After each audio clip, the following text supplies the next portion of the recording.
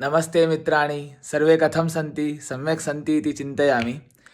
मम एकं लघु चलनचित्रं तमो रहस्यमिति तदिदानीं प्रकटितमस्ति यूट्यूब् मध्ये। सर्वे गत्वा दृष्ट्वा प्रोत्साहं यच्छन्तु इति प्रार्थयामि। तमो रहस्यम् इति कुतः नाम किमर्थं तत्र तमो रहस्यमिति स्थापितमिति बहवः पृच्छन्तः आसन्।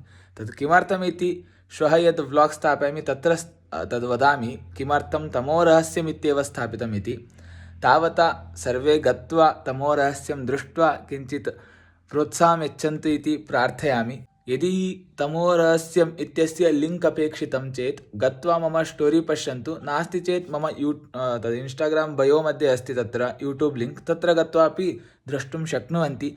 अवश्यं गत्वा दृष्ट्वा प्रोत्साहं यच्छन्तु इति मनःपूर्वकं प्रार्थयामि।